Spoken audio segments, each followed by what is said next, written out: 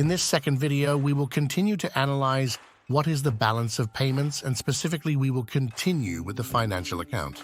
The financial account will be divided into several components. Right now, I will explain those components or subcomponents, and we'll see what each of them consists of. But before analyzing that, I want to tell you the following. We saw that as one becomes more positive, the other becomes more negative. That's what we somehow detected. The other components? What are the mistakes, omissions, the capital count? Well, it's practically not necessary to be related to them because they are too small amounts. So here we can see that for the United States, there is a continuous deficit in the commercial balance and a continuous superhabit in the financial account. Remember that Trump, during his administration, he started to put some fees on Mexico and other countries. With China, they also wanted to put fees to the steel and other products, in part because Trump said that he wanted to make America strong again, and they wanted to have a superhabit in the commercial balance. That is to say, they wanted these numbers to be positive because there is a common impression that if you import more than you export, then you are very dependent on the rest of the world. And if you are dependent, then that hurts the pride of the country in question, in this case of the United States. And countries always want exports to be greater than imports.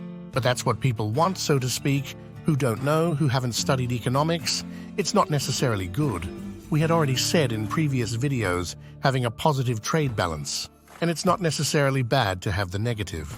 Everything depends on the factors behind it. So summarizing this, if Trump wanted, or the United States wanted this factor to be positive, all that is the trade balance, what would happen to these values? Well, these values would be negative, right?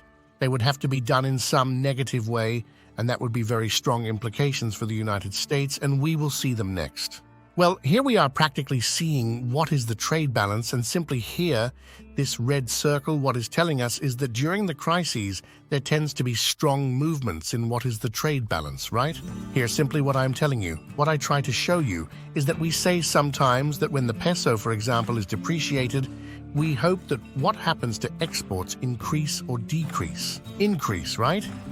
So here on this page, if you open this website, you will realize that during this period the price was depressed and exports are falling. So the question is why? Well, and the answer is because companies make plans throughout the year and use what are covers. So movements in the type of change over time often do not change, do not alter in the short term what are exports and imports. This is done by large companies. Small companies are going to see their exports and their imports affected because for these companies, the small ones, it's a little more difficult to acquire the covers. Well, we're looking forward to the financial account. In the financial account, we said that we had a negative commercial balance and a positive financial account, and that Trump wanted to have a positive trade balance at the time, then the financial account should be negative. And I said that this would have strong repercussions for the United States. Well, if this were negative, if you look at what it is composed of, this is foreign investment portfolio, which are all the investments in the stock market of the rest of the world in the United States. In this case, right, then this.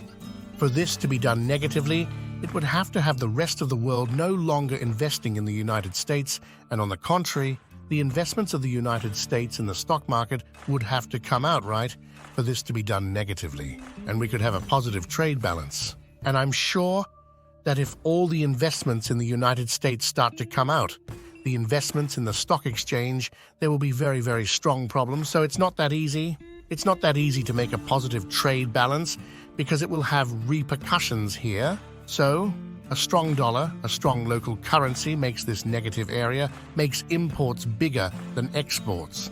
And this becomes more positive when there is a strong currency. Why? Because investment becomes stronger, foreign investment becomes stronger, and because a strong currency is a reflection of the fact that many investments are going into the stock market. I would like you to pause here and analyze it. What was your determination? Well, it's also related to the exchange rate. If you want to invest, if the rest of the world wants to invest in stock exchange in the United States, what do we need? We need to buy dollars, right? So we started demanding more dollars to be able to invest in the United States, and that starts to make the dollar stronger. It starts to appreciate it. So, if the dollar starts to appreciate it, it becomes more negative, imports grow more than exports, and this becomes more positive. It grows when the demand for dollars increases, and this strengthens the dollar. A growth in foreign direct investment, a growth in portfolio investment, makes the dollar stronger. With this, I will stop in this video, and we will continue with a third video, later analyzing a little more of what the balance of payments is. See you in the next video.